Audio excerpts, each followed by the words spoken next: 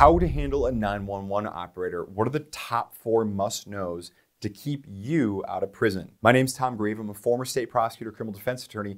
I'm going to be answering this question, which I always see come up, and I hope to cover it now in one great video. Let's get into it.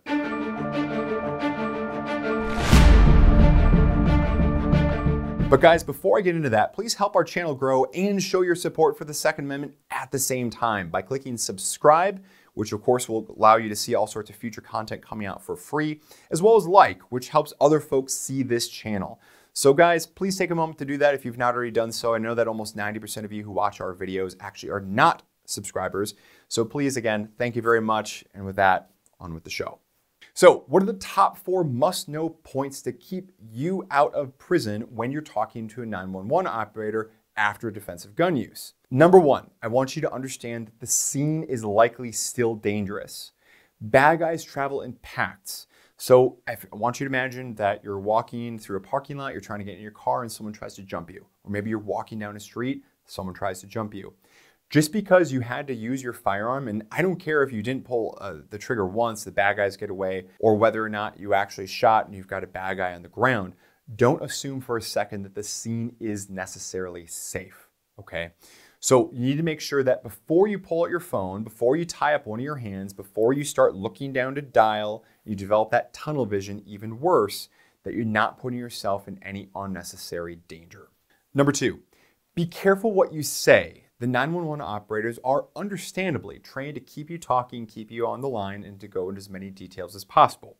These are, of course, recorded calls, so I do not want to see people going into exquisite detail with them.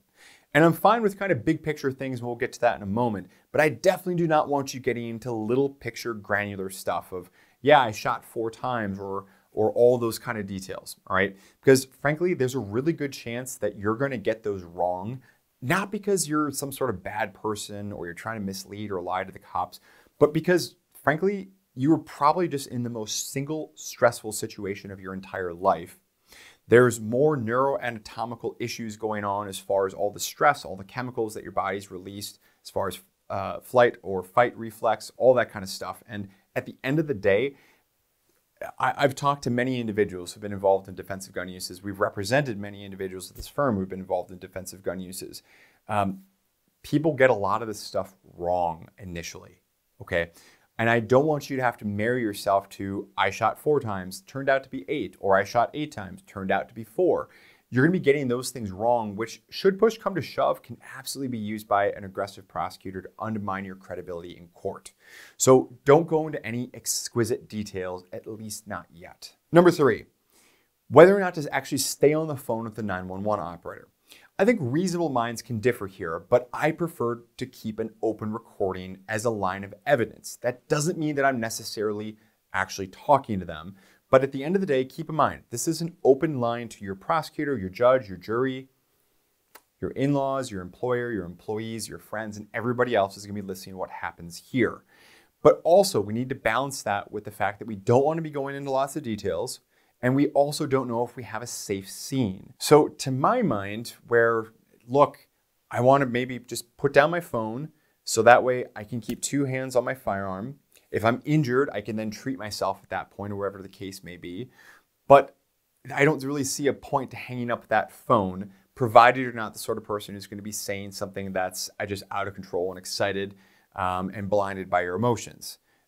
Hopefully you're not that person. Hopefully if you are, you can do everything possible to read some sort of self-help books or Marcus Aurelius's meditations, if you're into Stoic philosophy or something like that, to try to help balance yourself out. Because keep in mind, those excited utterances and all that kind of stuff, that's stuff that will be played against you at your jury trial. So if you do feel like you're the sort of person who's going to say or do something stupid, again, I hope you have enough training to carry a firearm, but beyond that, then maybe that's an argument for hanging up the phone at that point and waiting for the police to arrive.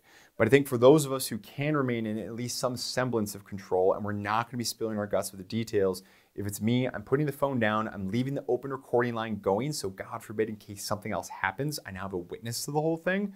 Because rest assured, the bad guys are going to say that you robbed them or there was some sort of mistake. Because I've seen that happen time and time again in real life, okay? Real life here, okay? Not I read about it somewhere. Real life. I've seen this, all right? It's very real. But at the end of the day, I want to do everything possible to make sure that there's no divided attention and all that kind of stuff. It's okay to say that you shot in self-defense. I know a lot of folks out there say never admit to shooting, but guys, it's going to be emphatically clear what happened when officers show up and they find your brass on the ground. And do not go ahead and disturb evidence and all that other kind of stuff as well, all right? So since it's going to be inevitably discovered what happened here, I don't have a problem with folks saying, look, I shot to stop the threat, or I was in fear for my life or something like that. But the bottom line is I see this question come up over and over and over again of, should I acknowledge that I shot my firearm? Yes, I don't see any problem with that. But again, don't go into all those details about how many times you shot, where you were shooting, how you're holding your gun. Just there's no reason to go into that level of detail here. Keep yourself out of prison, avoid the details. But again, to answer that all too common question, I don't have a problem with you acknowledging the fact that you shot your firearm to stop an active threat. So guys, that's my real world 4 points of what you must know when you're dealing with a 911 operator after defensive gun use. If you haven't already seen it, check out our video linked in the description box below, talking about winning the race to 911 and how important that can be, and frankly, pivotal to your entire case. If you've made it this far, thank you very much. Google Analytics loves you.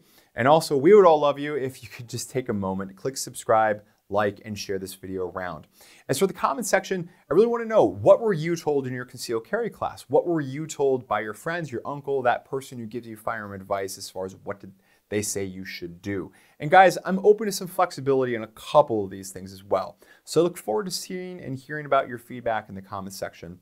We'll see you in the next one.